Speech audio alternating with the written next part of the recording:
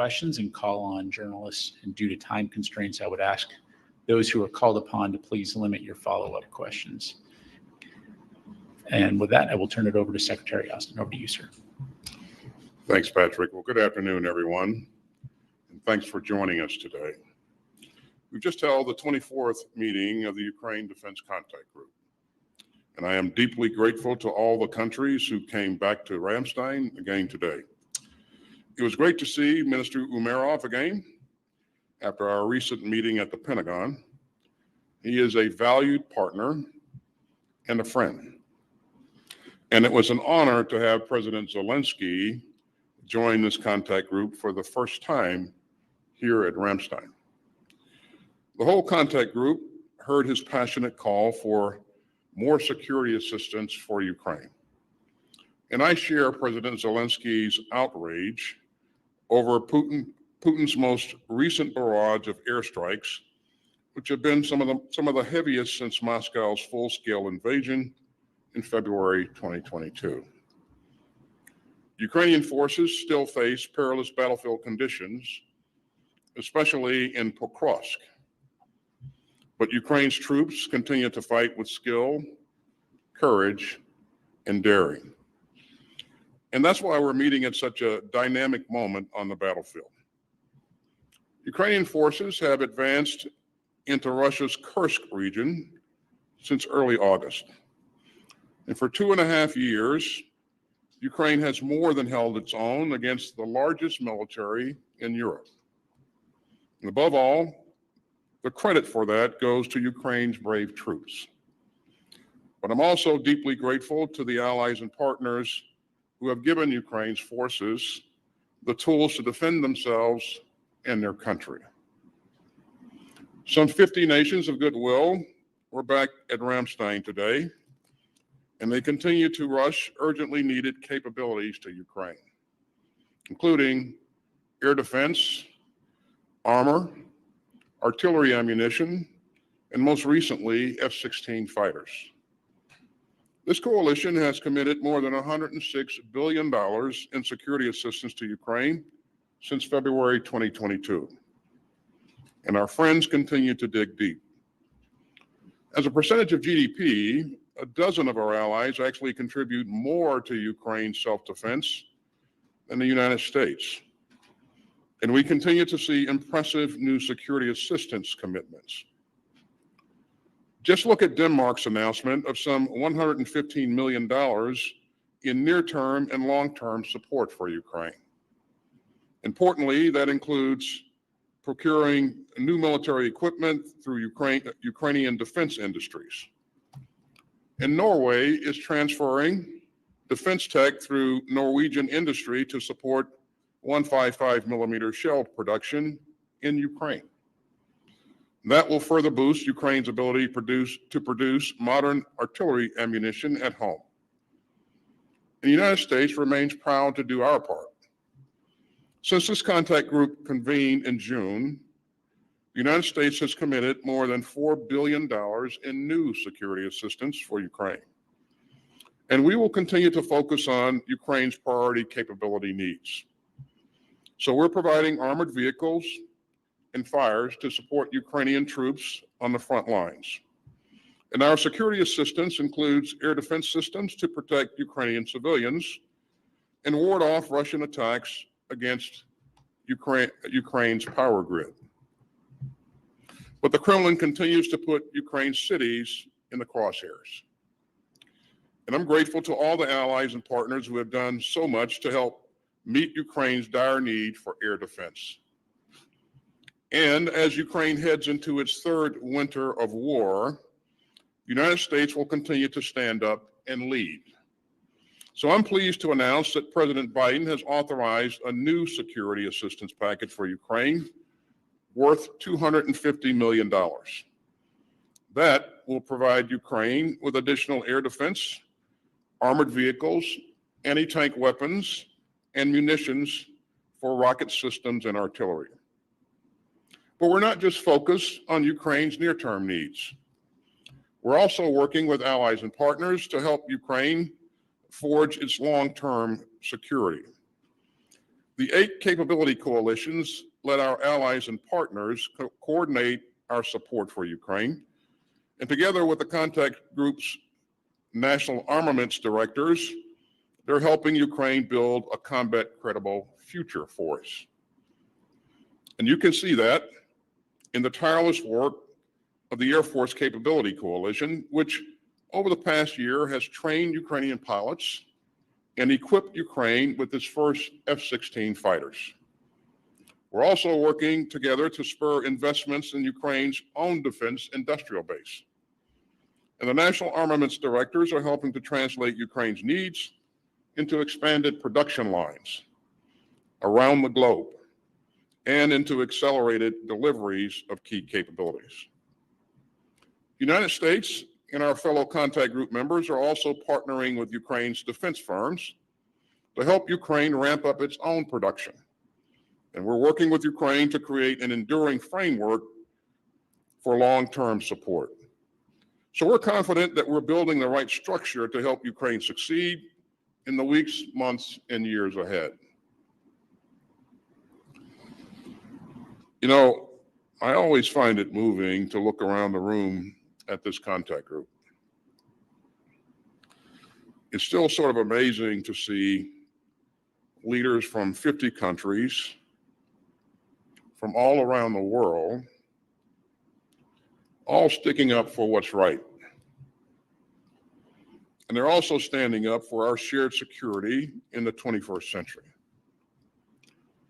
Putin seeks a world of empires and autocrats, a world where might makes right, a world where bullies get to invade their peaceful neighbors with impunity. And that would be profoundly dangerous for the United States and for peace-loving people everywhere. So the United States and our allies and partners worldwide rallied together. And today we stood up again for our values and our security.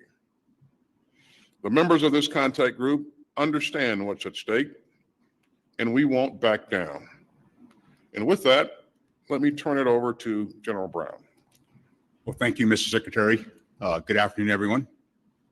About 2 weeks ago, Ukraine celebrated its Independence Day, marking 33 years as a free nation. On 24 August 1991, the Act of Declaration of Independence of Ukraine was signed. The declaration invokes the nation's right to self-determination under the United Nations Charter and reads, "The territory of Ukraine is indivisible and inviolable. From this day forward, the Constitution and laws of Ukraine only are valid on the territory of Ukraine." For 2.5 years, Ukraine's sovereignty has been under siege. Russia still aims to annex Ukraine and impose their laws on its people. But Ukrainians have shown the world that they are indivisible. And they defended their freedom with unwavering resolve. With the support of the nations here today, Ukraine will remain an independent and sovereign nation. I'd like to thank Secretary Austin for convening this coalition once again, and sir, thank you so much for your leadership. A sincere thank you and an honor to be joined today by President Zelensky, and also a thanks to Defense Minister Umerov for being here today with the Ukraine delegation. And to all the nations of the Ukraine Defense Contact Group here today, thank you. This coalition has been indivisible in supporting Ukraine to repel Russian aggression. Our collective stand is more than just beating back one illegal invasion. Potential aggressors are watching how the world responds, how we collectively fight to uphold international law, national sovereignty, and democratic norms. Russia's aggression in Ukraine is a challenge to the free world. The principles we are defending, the right to self-determination, the sanctity of national borders, and the rule of law are the very foundations of global peace and stability. If these principles are compromised in Ukraine, that precedent can encourage similar acts of aggression elsewhere, undermining the national order we worked so hard to build. That's why our support for Ukraine is not just about helping one nation. It's about safeguarding the principles that bind us together as a global community. And this coalition has shown that collective commitment to common principles can translate into significant battlefield success. When Russia invaded Ukraine, many thought Kyiv would fall in just a matter of days. But Ukraine proved to be a stubborn opponent. Within days, millions of everyday Ukrainians mobilized, determined to defend their freedom, independence, and way of life. The Ukrainians have exploited Russian vulnerabilities and innovated unconventional solutions. In recent months, Ukraine's stymied Russians' offensive toward Kharkiv and has inflicted tremendous losses on Russian forces. And now, Russia is facing Ukraine's counteroffensive on their own soil. Without a doubt, Ukraine's indivisible strength of will is the main reason Russia is failing in its own invasion. It's the ongoing support from the nations here today that has helped turn that will into fighting power. But in the last few weeks, Russia has doubled down on its objectives, launching major multi-axis attacks with devastating outcomes.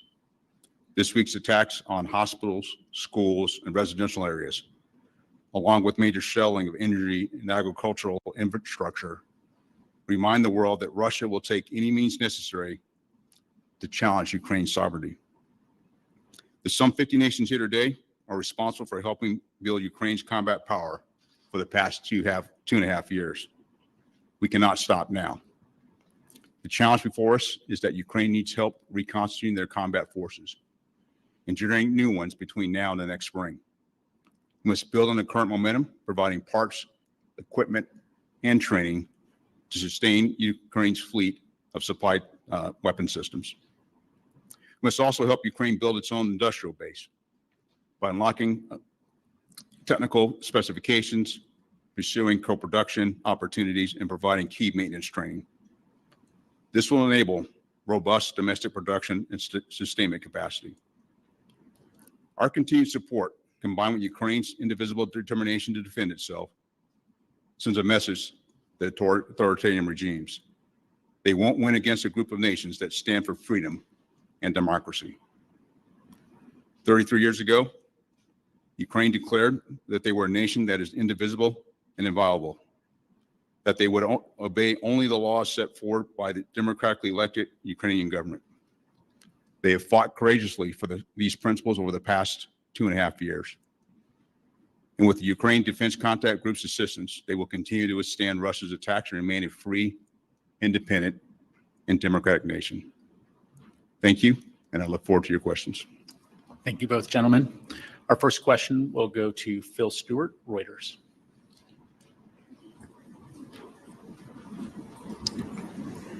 Thank you.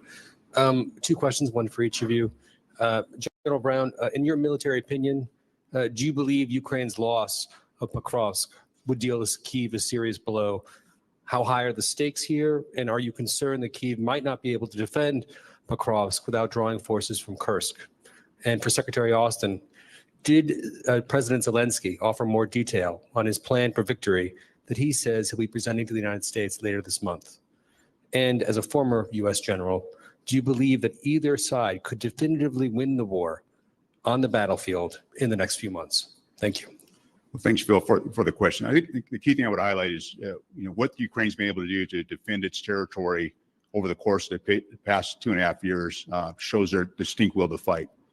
And when you look at Pokrovsk, it's an area that you can see that the Russians have made one of their main efforts. But we're going to work very closely with the Ukrainians to help defend that area, as well as all parts of their terrain as well. The key part here is that we want to make sure that they protect that so it doesn't impact one of the objectives they had was to defend the north and east, to defend their industrial areas. And so it's an important aspect for the nation. It's also an important aspect of protecting that area to continue to allow them to generate combat power, not just there in that Donbass region, but really across the entire front. Hey, Phil, could you repeat your question, please? The second. Absolutely. 1 second. Did President Zelensky offer more detail on his plan for victory that he says he'll be presenting in the United States later this month? And, as a former U.S. general, do you believe that either side could, definitively declare victory on the battlefield in the next few months while the Biden administration still has time in office? Thank you. Well, thanks, Phil. I did get a chance to spend some quality time with President Zelensky, and you'll recall that President Zelensky outlined his goals and objectives during his opening comments, and I would point you to that if you have questions about specific objectives. But in terms of the plan for victory, Phil, we didn't discuss that.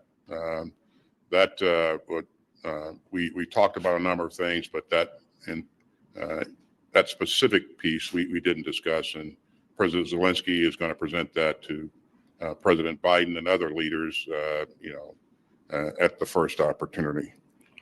In terms of whether or not victory is achievable, again, I think this war could end very quickly if Mr. Putin decided to pull his forces out of the places that he's occupied in Ukraine. I mean, this was started by Putin. It could end. Putin could end it very quickly if he just made the simple and right decision to undo what he's done. In terms of absolute victory, it really depends on how you define that. Ukraine is focused on defending its sovereign territory. We're going to continue to do everything we can to help them do that. What Russia's goals and objectives are, I couldn't speak to that specifically, and victory would be defined by goals and objectives. But we know from the very beginning that he's wanted to annex Ukraine because he doesn't believe that Ukraine is a bona fide country.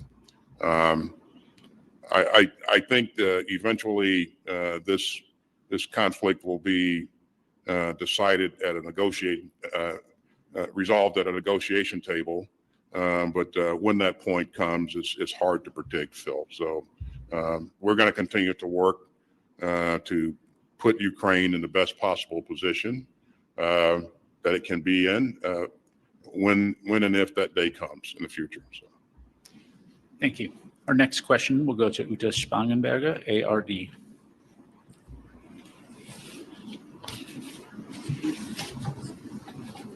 Mr. Secretary of Defense, hello. Ukraine is demanding permission from the United States to attack targets in deep Russia with long-range weapons. What is your opinion on that? What is my opinion on long-range weapons? Udo, what I have been focused on throughout is trying to help Ukraine be successful in this tactical fight, in this operational struggle to make sure that it can defend its sovereign territory. And there's a number of ways to accomplish that. We said all along, Uta, there's no one capability that will in and of itself be decisive in this campaign. We had this discussion about tanks. We had this discussion about other capabilities. And each time we point out that it's not just one thing, it's the combination of capabilities and how you integrate those capabilities to achieve objectives. So we're going to remain focused on doing everything we can, Uta, to ensure that they have what they need to be successful and to create the right dynamics on the battlefield that maybe create some opportunities and that help Ukraine better defend its sovereign territory. And they haven't done so bad, Uta. If you think about the fact that what I said earlier, this is the largest military in Europe that they faced. And when this conflict started, Ukraine didn't have much of a military, much of an army to speak of. But they built capability over time, and they've been able to do that with the tremendous security assistance that allies and partners have provided them throughout. So I don't believe that one specific capability is going to be decisive. But again, our approach to integrating things and to making sure that they have the right skill sets to employ those capabilities, and those capabilities are linked to specific objectives. So. Thank you, sir. Our next question will go to Charlie D'Agata, CBS News. Thank you. First of all, Mr. Chairman, when it comes to the operation in Kursk, how satisfied are you that they have the resources that they need, especially as we head into the winter months? And are there contingency plans underway, or at least in place, should they need to be redeployed? And Mr. Secretary, I have to go back. President Zelensky has repeatedly requested for these long-range attacks inside Russia. Even allies agree. So what is stopping the United States from giving the go-ahead?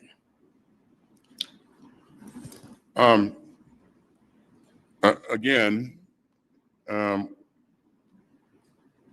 I don't believe what is stopping the United States. I don't believe one specific capability will be decisive, and I stand by that comment. I think Ukraine has a pretty significant capability of its own to address targets that are well beyond the range of ATACMS or even Storm Shadow, for that matter. And as we look at the battlefield currently, we know that the Russians have actually moved their aircraft that are using the glide bombers beyond the range of ATACMS. So this is an interesting argument, but again, I think for the foreseeable future, we're going to make sure that we remain focused on helping them do those things that are enable them to be effective in defending their sovereign territory. Mr. President, excuse me, Mr. Secretary, President Zelensky and others have said that there are other strategic targets inside Russia within range that could be effectively taken out with these long-range weapons. There are a lot of targets in Russia, big country, obviously, and there's a lot of capability that Ukraine has in terms of UAVs and other things to address those targets. Charlie, to answer your question on Kursk, and this is one of the areas that as we talked to the Ukrainians and some of the conversations we had today and the conversations I've had with my counterpart, General Sersky, is ensuring they have the capabilities logistically to support themselves while they're there in Kursk. And so that is the conversation. At the same time, how do we make sure that they're able to, tied to the earlier question, protect growth as well? And so it's how they balance out that capability. And in addition to that, continue the force generation that's required, ensure they have the force, not only through the winter, but after they get through the winter as well. And so these are the conversations we're going to have with them, and very positive conversations with the Ukrainian delegation was here today. Thank you. Our final question will go to Crystal Haas, ZDF.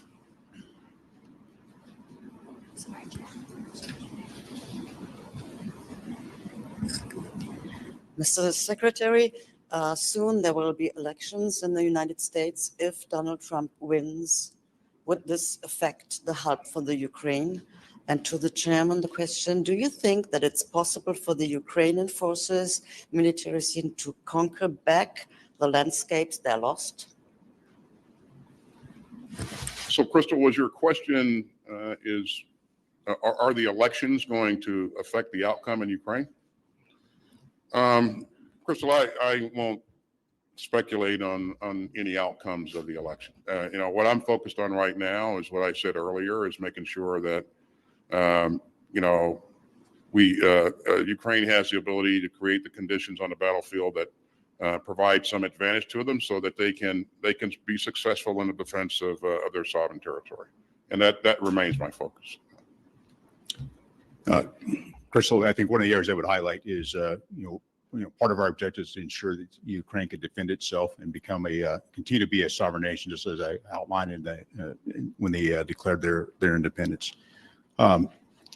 Pretty broad amount of territory to conquer back. I know that was a original strategic objective, and I'm not to speak for President Zelensky, that may be still the strategic objective. The key point is how we operate and support them here in the near term to allow them to continue to defend themselves and to be successful in the operations that are being executed right now. Thanks. Secretary Austin, General Brown, thank you very much, gentlemen. Ladies and gentlemen, that concludes our press briefing for today. Thank you again for joining us.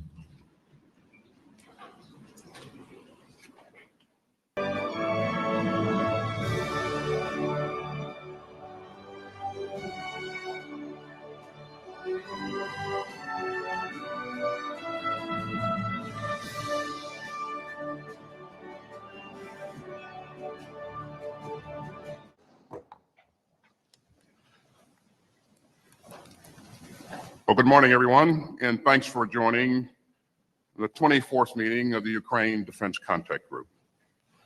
It's great to be back at Ramstein, and it's great to see all of you again. Let me thank Minister Pistorius for welcoming us again in Germany. I'd like to also welcome Lieutenant General Curtis Buzzard. He's just taken over as the commander of the Security Assistance Group Ukraine. And Curtis, we know that you'll do an outstanding job. It's also great to see Minister Umerov and the rest of the Ukrainian delegation. As many of you know, we have a special guest here with us today, President Zelensky.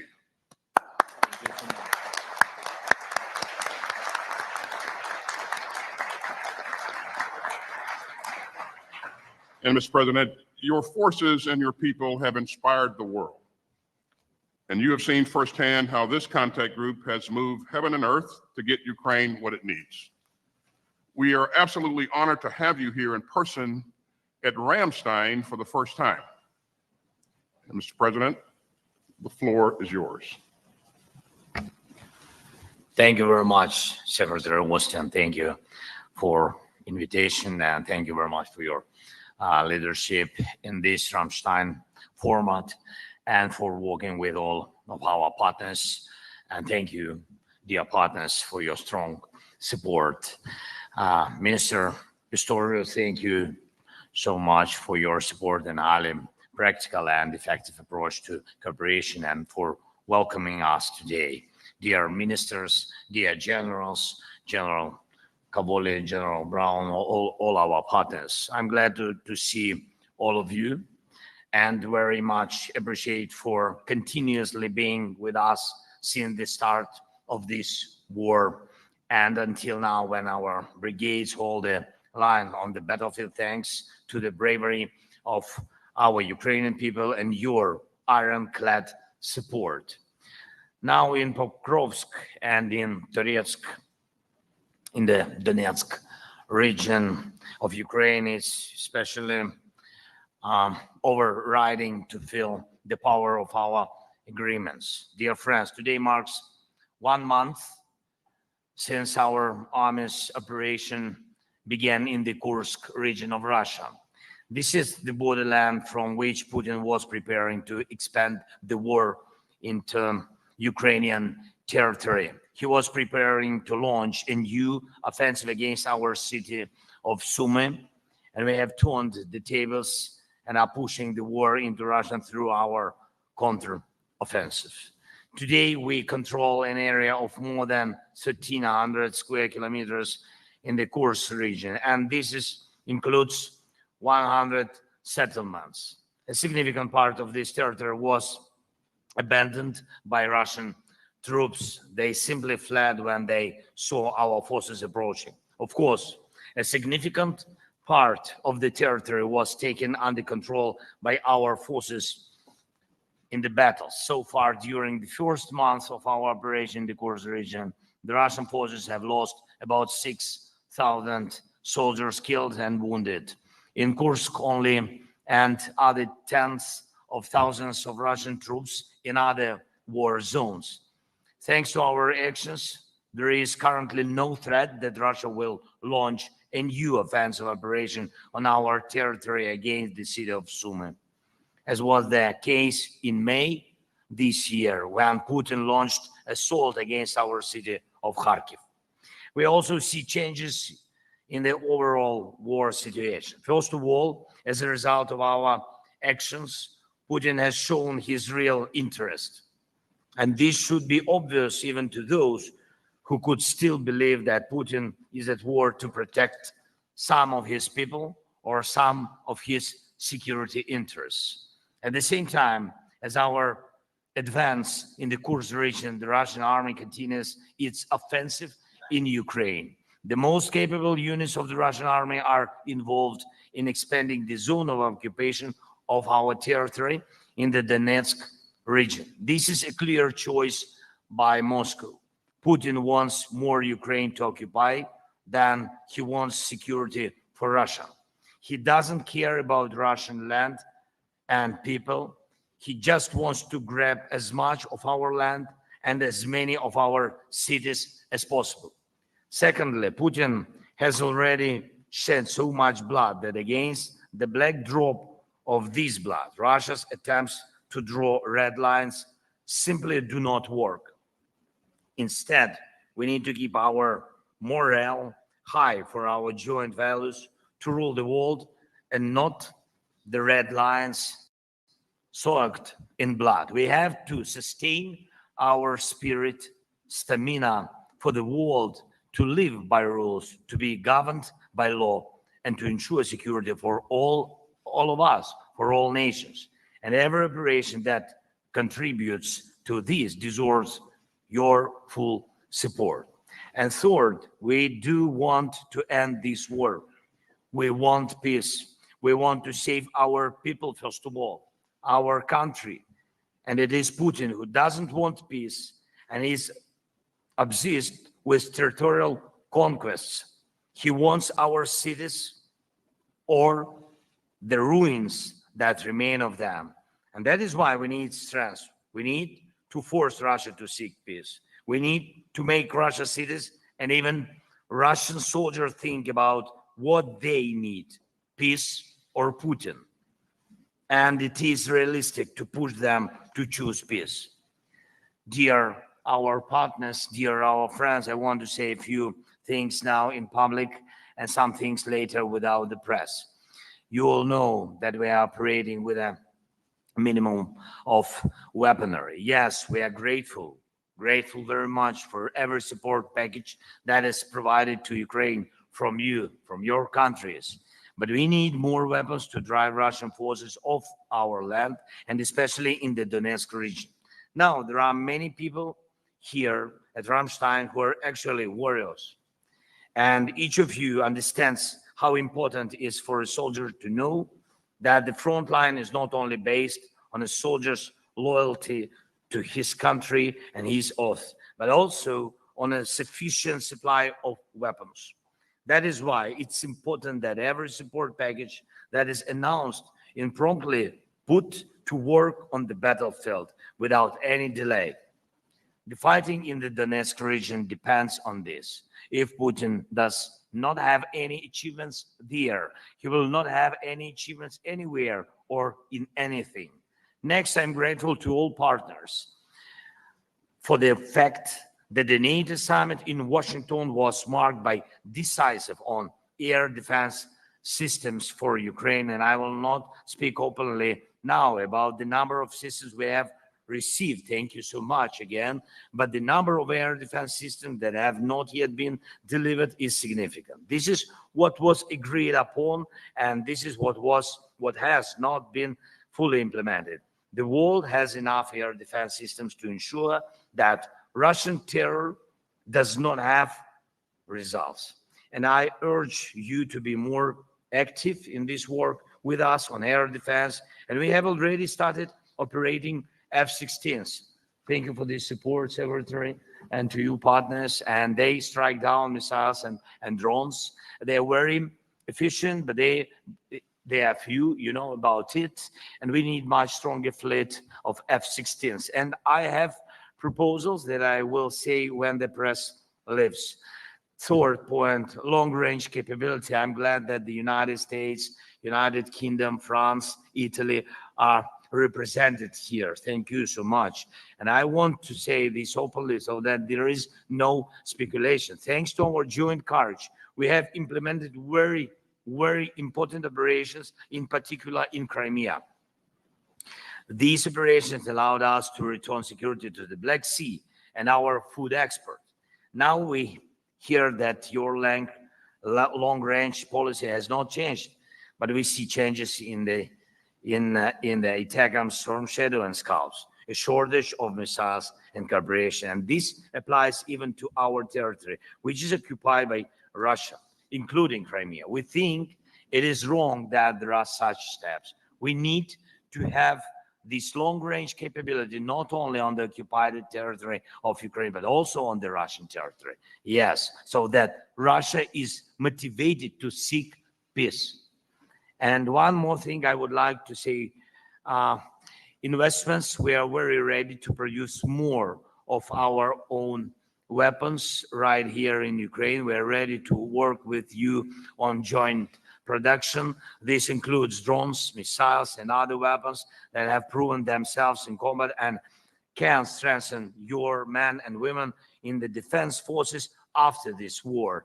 To achieve this, we need funding. We are ready to quickly produce everything that will help us bring this war to an end, namely by putting decisive pressure on Russia for real peace. Let's make this fall a time for Russian aggression to fall in a way that will end the war and restore a reliable international security order. We must do it.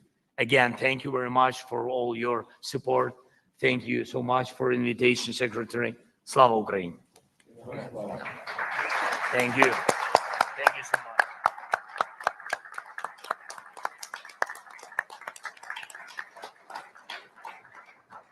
Well, thank you, Mr. President. On behalf of everyone here, we hear your urgency and we share it. Mr. President, this coalition of some 50 nations of goodwill stands united and firm. And today we'll push even harder to step up our support for Ukraine. We're meeting at a dynamic moment.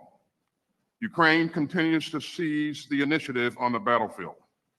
Ukraine's troops are now conducting an operation in Russia's Kursk region.